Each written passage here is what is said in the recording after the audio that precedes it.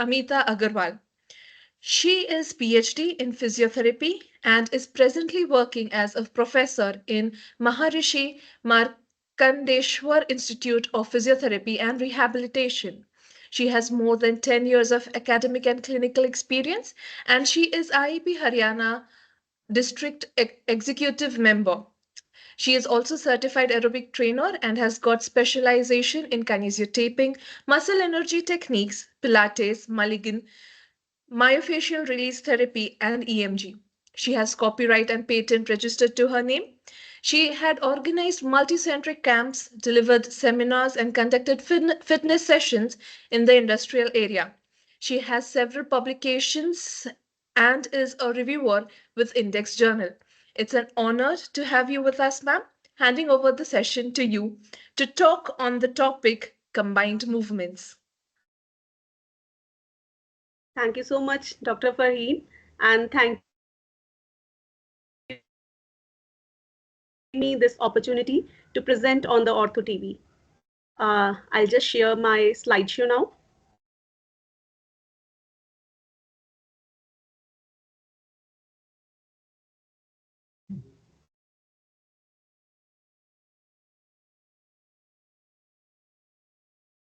Can you please confirm if you can see the slideshow now?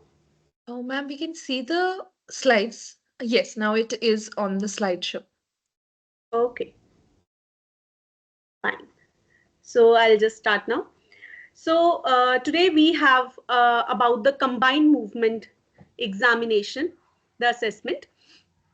So by the end of this presentation, the audience will be able to understand the concept of combined movements.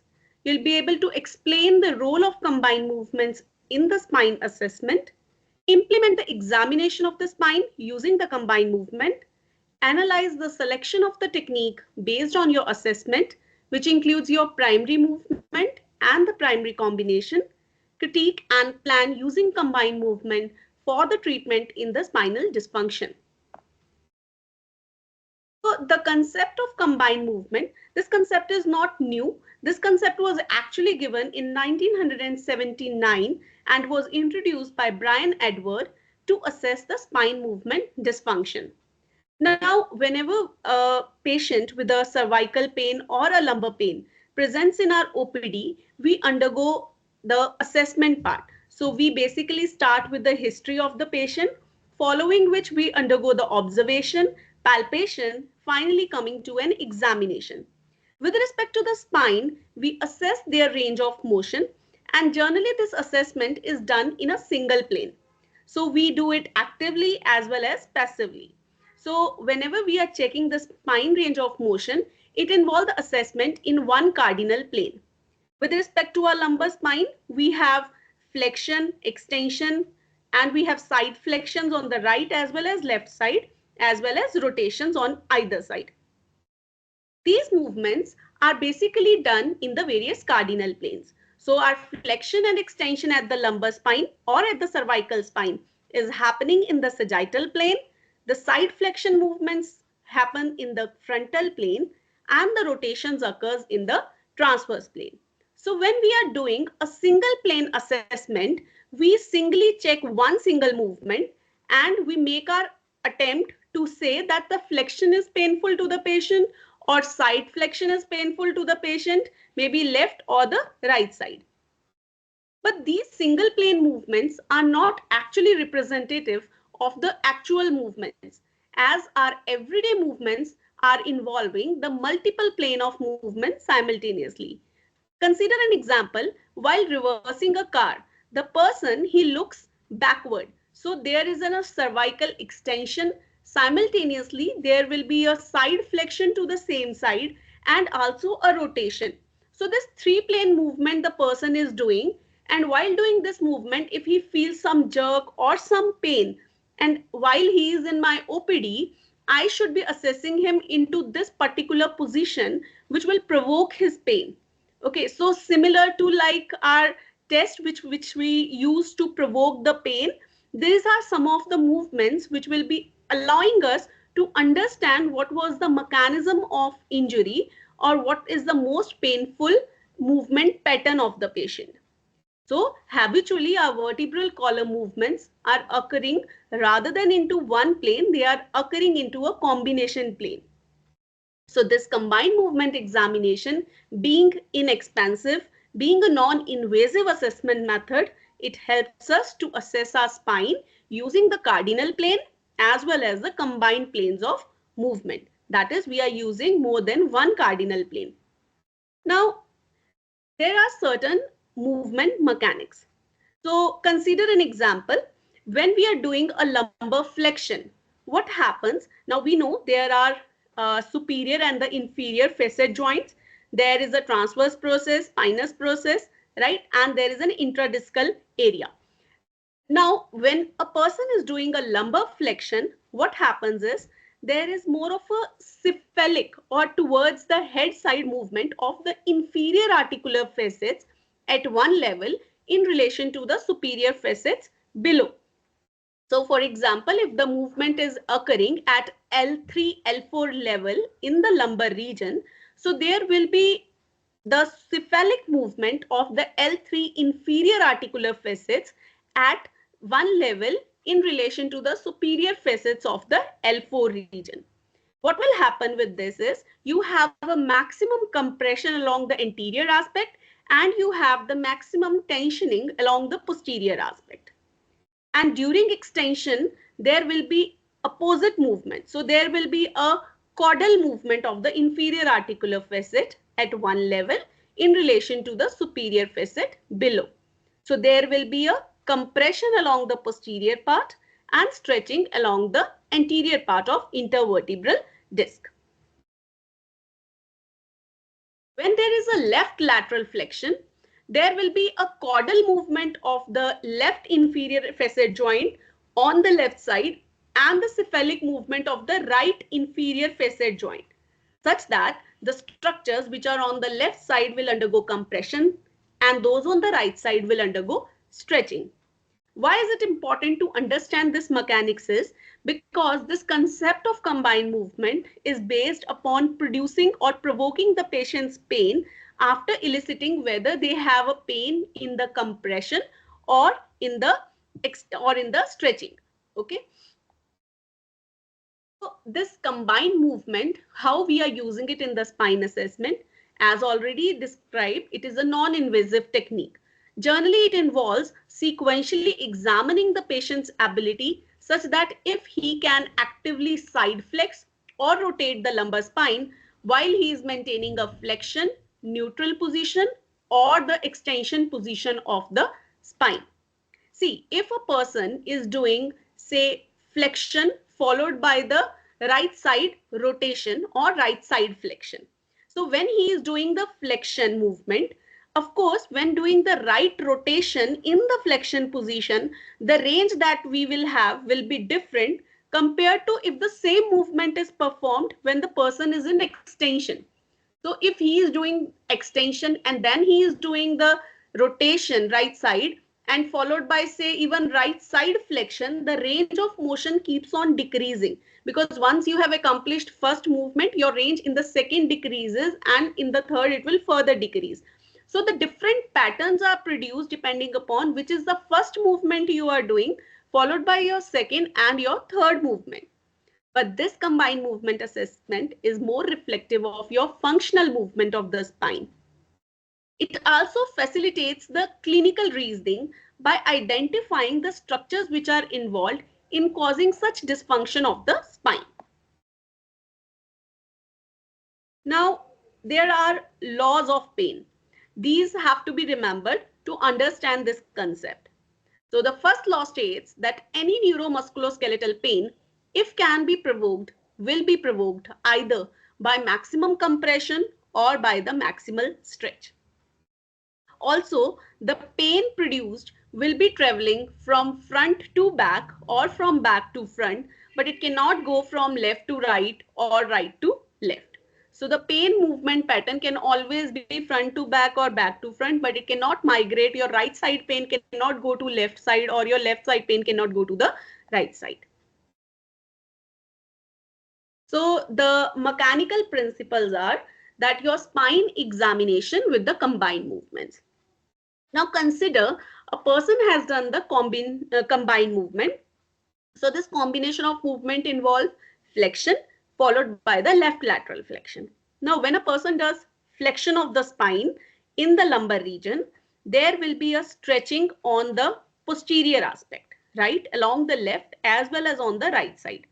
So you have more stretching forces on the posterior aspect of your spine in the lumbar region. In this flexion position, if now the patient attempts the left side flexion or left lateral flexion, you still have the stretching forces on the right side, but you have just given the compression forces to the left side. So the stretch and compress will nullify on the left side, while you have a greater production of the stretching effects on the right side. So this will result in the pain if in the posterior aspect of the spine or along the right side, that you will say the patient has a stretching type of pain. Similarly, if a person does extension of the spine, so you have more of the stretching forces in the front, right? And you have maximal compression forces along the posterior aspect. In the extension, if the patient simultaneously does the left side flexion, there are added compressive forces on the left side. So we have maximal compression forces on the left side. And if such a person says the pain very localized along the facetal area, it could be a facet dysfunction. That's how it also helps us to identify what could be the basic pathology lying there. So the different diagnosis will have different pain presentation, different patterns presentation, and the position or the type of pain will also differ. Now, if we are doing the assessment using the combined movements, in the two planes, we generally assess a total of 8 movements. So initially, the patient is checked for the flexion. This flexion is followed with the left side flexion, then maintaining the flexion, right side flexion, then either left side flexion, then right side flexion, extension, extension followed by the left side flexion, while maintaining the extension, simultaneously performing the right side flexion. Similarly, in the triplanar movements, where you have flexion or extension, along with the side flexion and rotation, you will have the 6 movement patterns. So it could be the flexion followed by the right side flexion and the right side rotation, or extension followed by the left side flexion or the left side rotation. The assessment can be used to find the combination that produce maximally severe symptoms of the patient. So we have to identify that one primary movement, that first movement which we are doing, and we have to identify whether the flexion is painful, extension is painful, rotation or side flexion is that first movement which the patient is finding most painful when we are doing the single plane assessment. Following which, once identified, we will be going to the primary combination movement, that is the secondary movement added to the primary movement. So this primary movement is the first movement, say flexion is painful to the patient than extension, and added right side flexion is more painful, which is now the secondary movement or the primary combination, that is the added on movement to the primary movement. Pictorially, this is represented with the help of a box diagram. So here, this is the pictorial representation of a spine assessment of the patient who is having a combined movement examination. So to describe it, we generally draw 4 boxes. These are the 4 quadrants. And here we assume as if the therapist is standing behind the patient and we have a patient in front of us, where A and B are the anterior quadrants and C and D are the posterior quadrants. Now here there is a right side is B and D and left side is A and C. So we just have to assume as if the patient is standing in front of us, having the right and the left side, and we are seeing our patient from behind. Here you can see that the patient has first performed the flexion movement. Now this dark black arrow is the primary movement which is shown here, which is flexion, and the double arrow which is shown here is the secondary movement or the added movement. We also check here half written. This represents the range which is present there. So their person is able to do the half much range of flexion followed by the half range of the right side flexion. And in this flexion with the right side flexion position, the patient is complaining of the pain in the C quadrant. That means he is complaining of the pain in the left posterior quadrant, which is in the form of a shaded compartment shown here. So what we have got from here is that we are having the four quadrants. We have the left anterior and the right anterior quadrant. We have the left posterior and the right posterior quadrant. Here the black dark arrow is a primary movement, which is flexion, and the right double arrow movement is shown as the primary combination. The length of these arrows are indicating the available range of motion to the patient, and we have to assume as if the therapist is standing behind the patient. This is how the patient's pain is pictorially represented. Now, similarly, you can also represent the, the movement can be painful to the patient or restricted not only due to the pain but also due to the restricted range or the stiffness. So that is another way of representation where we show the resistance and the pain or the spasm along the length of the range. So now let's discuss these combined movements with the spine structures that can be at fault.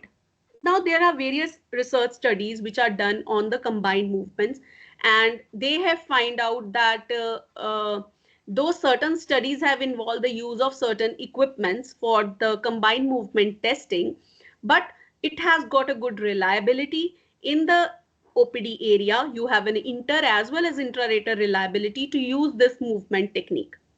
And it has been seen that certain set of patients are presenting with a certain set of combinations when we test them or we use the combined movements as a diagnostic test. So when there is a disc degeneration pathology, so what the person will note here is that there will be a diffuse loss of the spine movement. You have a limited flexion, extension, side flexions as well as rotation, but you have more limited flexion than extension while the combined movement testing is happening. So if I'll ask a person who is of disc degeneration to perform the flexion, we might find a restricted spine flexion, stiffness landing furthermore, preventing even the extension completion, and also the side flexion is not that good for the patient to perform.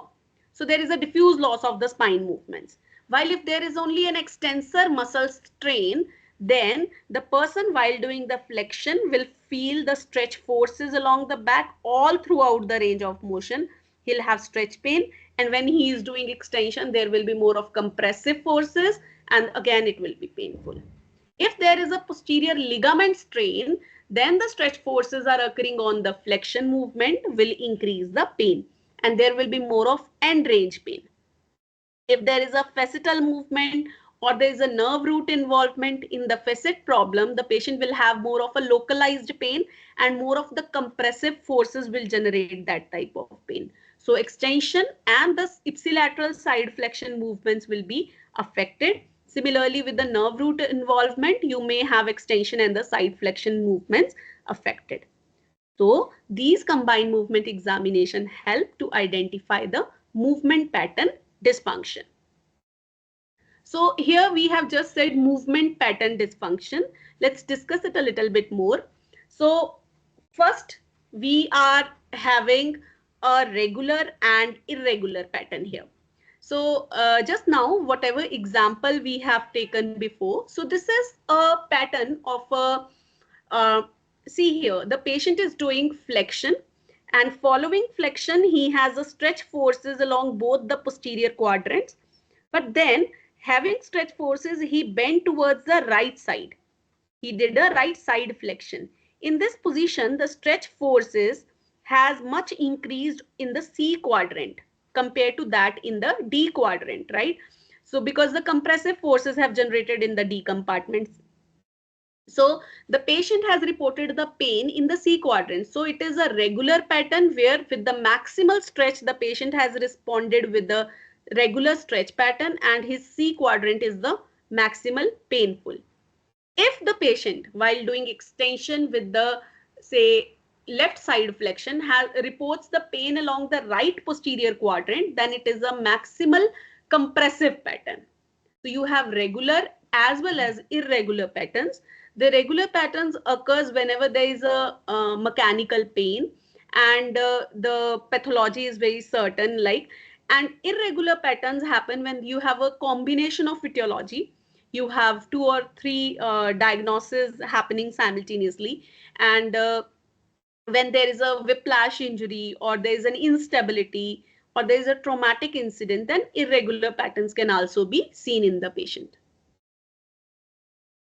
So when we are using these combined movements for the treatment, we have to make sure that first we use the primary movement at the end, because it will be the most painful. So when you are doing single plane assessment, you identified that the flexion is the painful to the patient. So when you are doing the flexion and then you are asking your patient to do right side flexion, if that increases the pain along the left posterior quadrant, we have to make sure that flexion is performed while giving the treatment at the end, because this primary movement is the most painful to our patient, right? And also make sure that when you are asking a patient to do combined movement, so your primary movement is done, then your primary combination is done, followed by you just ask your patient to complete the primary movement more as much as possible. So flexion followed by the left side flexion, followed by again the flexion maximal possible of the spine. And it is this most painful position which you have to take up in the treatment at the end. And when we start with our treatment, if we know that C is the quadrant which is getting maximally stretched with this particular position, then if I'll go with the extension and the left side flexion, that is going to relieve those painful structures to the maximum, that is going to decrease the pain sensitivity of those structures. And so we choose with the exactly opposite quadrant, but we have to be aware that we have a regular or irregular stretch or compressive movement response of the patient.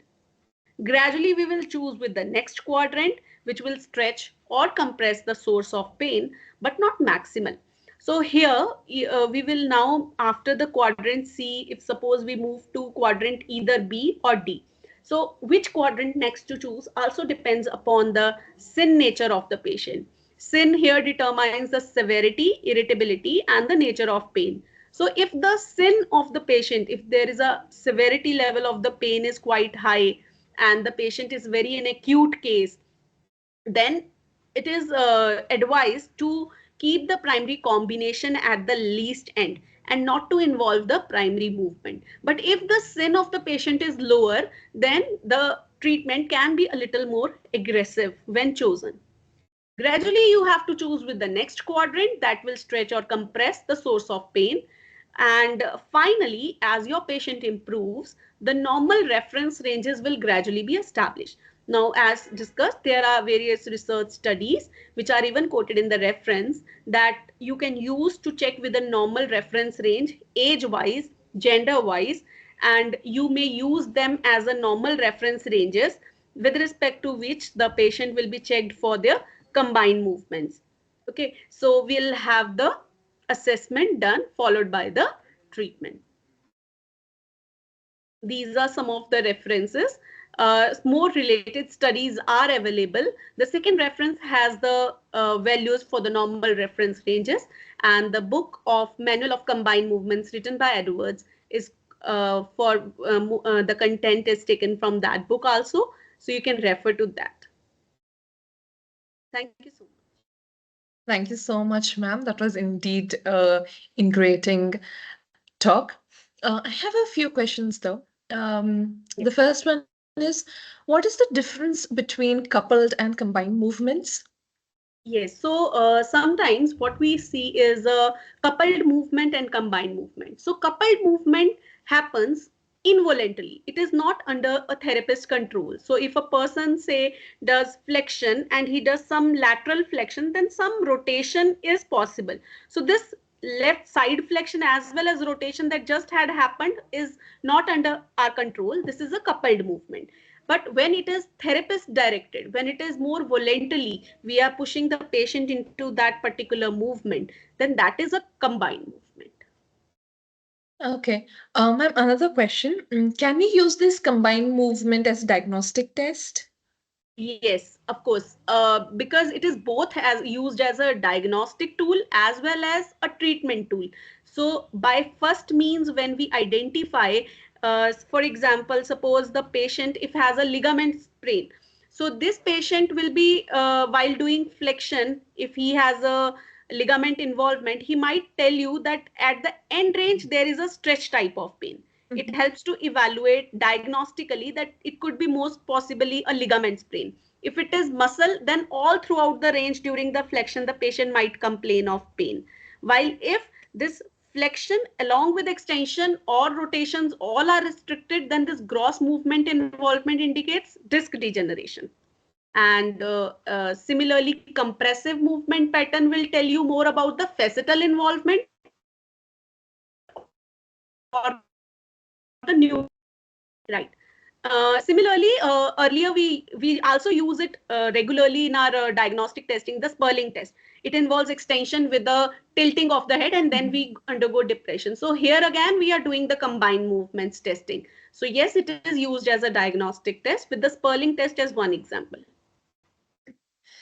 Thank you so much, ma'am. That was indeed very helpful.